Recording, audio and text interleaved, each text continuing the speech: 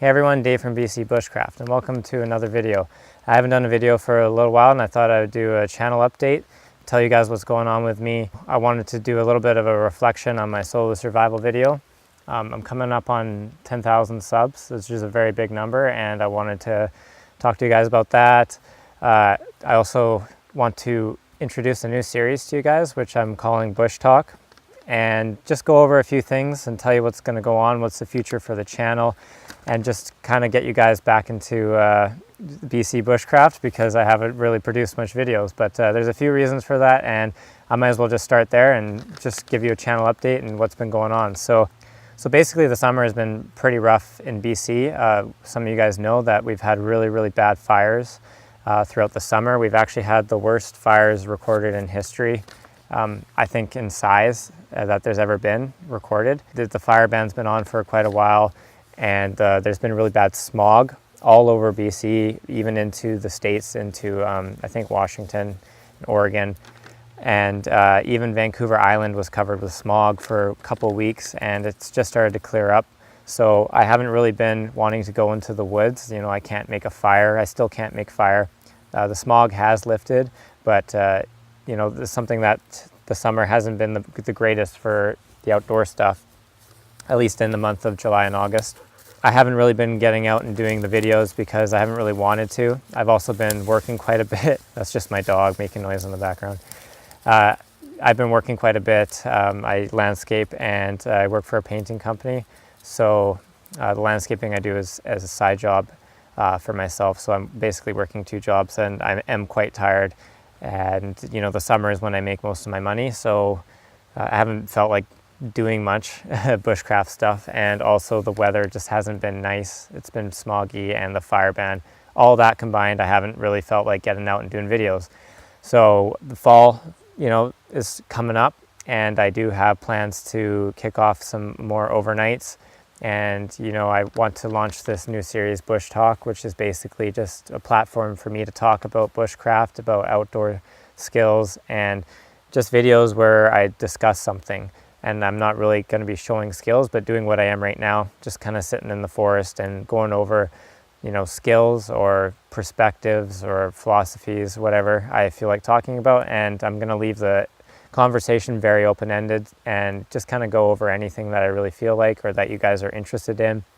If you want me to discuss things, you can tell me that on the comments, and you know, we can just make series and have a conversation through that. So I do want to launch this new series, Bush Talk, and you know, it gives me, because when I do my videos, I feel like talking a lot and explaining things, and I know some people aren't really into that.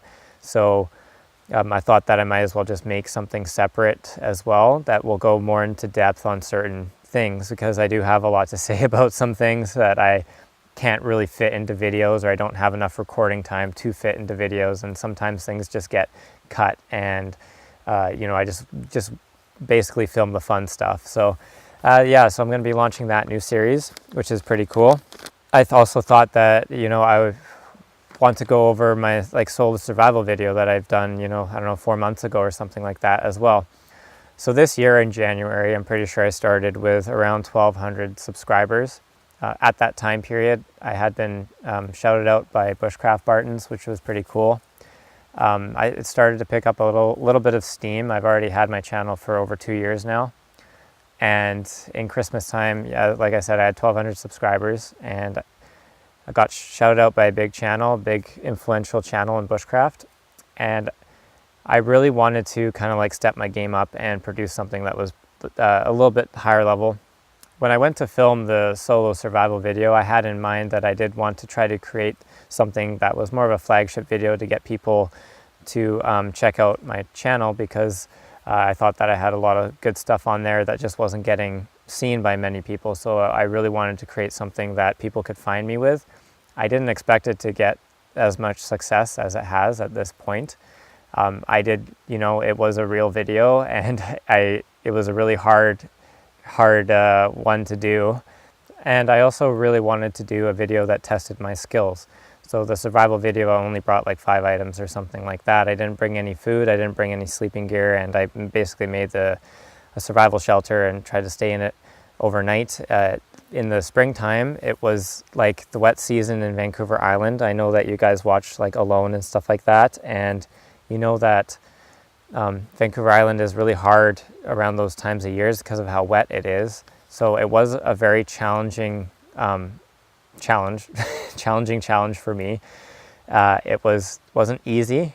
It took a lot of effort to do what I did in that video, and it was the hardest night that I've ever had in the woods that night, and that's not a lie. You know, there's a lot of really awesome comments. A lot of subscribers came because of that video. People saying that it was a really good video, and then there's a lot of people, a lot of hate too, saying that I was cheating, that I was doing like glorified camping or things like that. People that just, you know, wanted to pick apart something that they're not seeing the value of the actual video. So, you know, I just wanted to go over it and say that that night was the hardest night that I've had in the woods. I really didn't sleep. I hardly slept. I might have had a few winks here and there, but I was that cold that night. It was a hypothermic situation. Even though it is springtime, it doesn't have to be winter and snowing for it to be a hypothermic situation. You know, actually, lost hikers, they can be hiking on the shoulder seasons and not realize how cold it can get during the nighttime when it's spring or fall, because it's somewhat warmer during the day. So I went into it realistically, not bringing extra clothing, knowing I wasn't bringing extra clothing and would have to try to, you know, heat my shelter with a fire. And it was the closest that I've ever come to like consider bailing on a video because I got that cold. I sat shivering by the fire all night, hours in front of a fire. You know, it's hard to just sit there and do nothing and be cold for hours and hours and hours. And, you know, I thought about trying to hike out in the pitch black because I was, you know, I would have to hike out. I was in the woods, wasn't at easy access to a logging road or anything like that. I would have to hike out to my truck that I had on a logging road and then drive out from there. So I actually was considering hiking out in the pitch black and risking that, and just because I was getting that cold. But, you know, I decided this is a survival video. This is what would happen if I was in a survival situation, so I'm just going to tough it out and deal with it. So that's what I did. I just sat by the fire right at the entrance of my shelter all night, and it wasn't easy. And I didn't have any food or anything like that. I had water to drink. I had hot water that I could drink, and people were like commenting like, oh, it's cheating because I brought an axe and stuff like that with me. Like, it's only survival if you are in the woods without shoes and only a knife. But, you know, what can you do with that? It's just the TV has dramatized it so much that a real survival situation, you're probably going to have more gear than what I brought on that video if you're hiking around. You know, if you're, who walks out their door without shoes on? Like, none of you do, right? So what's the point of me going in the woods without shoes on? That means nothing. Anyways, so I just thought I would go over that and say, it was the hardest night in the woods, and I really didn't expect it to grow as much as it did. I thought that I could get, you know, tens of thousands of views on it, but hundreds of thousands, I did not expect that. I didn't expect to get, it has like 340,000 views on it, and it's really awesome because it's kind of elevated my channel a bit. I have almost 10,000 subscribers, which was my goal from the beginning of the year. The end of the year, my goal was to get 10,000 subscribers, and I'm going to hit that with all of fall and winter to go. And that's my favorite time to be in the woods is fall. I love fall, and it's the best time to do overnights, for me at least. I like it when it gets cooler. I hate camping in I hate camping in the summer, especially when you can't have a fire.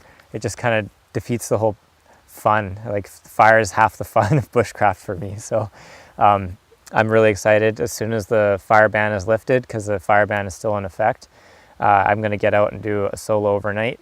Basically in this location where I am filming right now, I'm right by a river down there, and it should be a really good video. I plan to do a minimal bushcraft adventure and build another survival shelter and sleep in that. So that's coming up for sure. As soon as the fire ban is lifted, I'm going to be doing something like that. So that's basically it for this video. I just wanted to give you guys a bit of a rundown what's going on, that I haven't just disappeared, that I do have plans to bang out some good content for you guys. As soon as that fire ban is lifted, I want to get in the woods, do some day camps, do some overnights. You know, I got a life, right? So I can't be going out for 7 days and doing what Joe does, you know. I have a life and a work and stuff like that. So overnights are kind of what I'm limited to at the moment. I might be able to do some 2-day trips and stuff like that, but still want to do those day camps, which I enjoy, just going in the woods and cooking on a fire, hanging out by rivers, doing some fishing, exploring, looking for lakes. I've been doing a lot of that off camera through the summer, looking for really cool spots to practice bushcraft. This river is one of them.